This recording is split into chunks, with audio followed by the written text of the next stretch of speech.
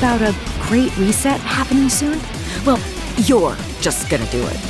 I wish you the best of luck.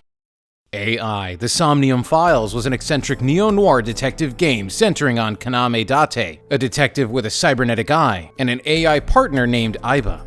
He investigates a series of gruesome murders linked to a past case, driving into suspects' dreams to uncover memories and clues. Players find a web of conspiracies and unravel secrets about Date's past, and the victims with a few chuckles along the way. The sequel, Nirvana Initiative, follows dual protagonists, the newcomer Ryuki, paired with the voluptuous AI Tama, and Mizuki, who has become a full-fledged Abyss agent. It was a story that jumped between timelines while having players explore dreams to solve murders, and while Date did return, it was in a much smaller capacity.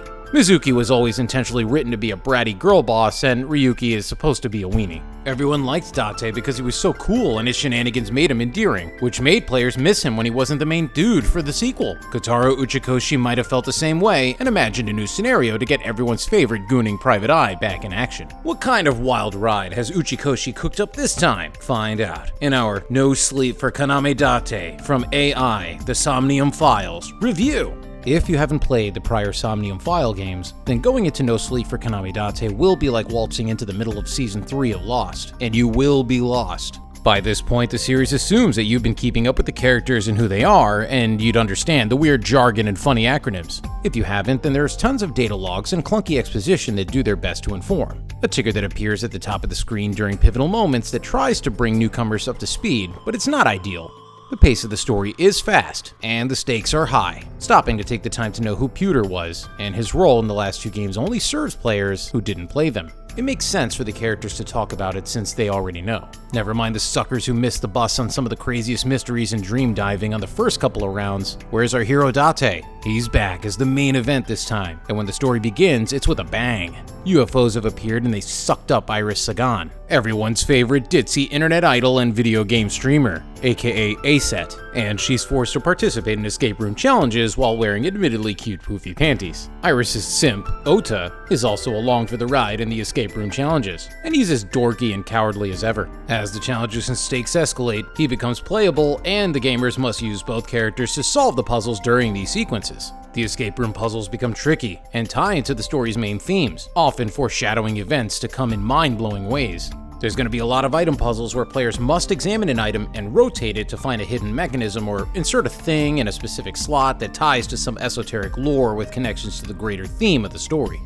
The escape room puzzles are a highlight for sure, and pushing gamers to cook their noodle far beyond anything seen in the past Somnium games. Some can be so tricky that Uchikoshi had to introduce Hina, a new character who's a bit of a whiz at escape rooms. She'll drop hints for players who struggle, and after many mistakes, she swoops in and flat out tells you what to do if you play on the easier settings. The escape room challenges will feel natural to fans of the Zero Escape trilogy, and will be floored by the historical lore that Uchikoshi is known to inject into his games. The puzzles are firing on all cylinders, and some cleverest are devised in an adventure game. Escape rooms were a worthy addition to the main core of the franchise, which was more about detective work and sinking. As an Abyss agent, Date does his investigation like any detective. Expect to go places and interrogate persons of interest.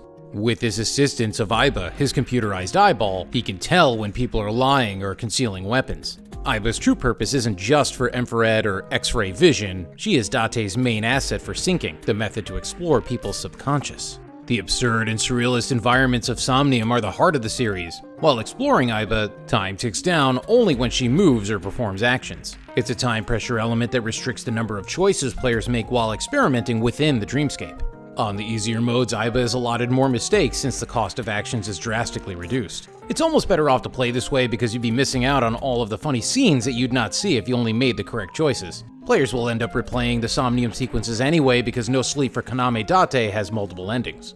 The third pillar of the No Sleep for Kaname Date experience is the investigations and QTEs. These moments unfold like any other point-and-click visual novel. There is no shortage of world-building details and amusing, quippy remarks from the cast as you go about clicking on details that may or may not be relevant to the case. The QTEs unfold like they do in most games. Scenes are impressively cinematic and showcase fun choreography and stunts and anime-style shenanigans. Some instances feature multiple choices that impact the direction of the scenes. They don't add a whole lot of substance and are mostly included for the purposes of action and excitement. Like in Somnium, sometimes it's fun to lose on purpose for the funny scenes. No Sleep for Kaname Date's story is an another hit for the series, but it also has begun to feel a little stale this time around. Most of the assets and character models are recycled, only a set gets new clothes, which are just poofy underwear. Would it be that big of a deal if the rest of the cast were given new outfits for the third game? Many locations are recycled from the past 2 games, making the sense of mystery and intrigue feel less magical this time around. The characters don't undergo major changes, and the only thing that matters is unraveling the mystery. Mizuki is still a grumpy girl boss who doesn't put up with Date, and you'd think by now she would have softened up a bit, after all they've been through. When she does open up and show vulnerability, it feels like too little too late. No Sleep for Kaname Date from AI The Somnium Files is another excellent mystery game, with more puzzles and twists to discover than ever. Yet it doesn't shake the ground like it did for the first 2 games. It delivers on the fan service and skimpy outfits, and the thrilling writing keeps things tense, but it feels like another Somnium Files episode.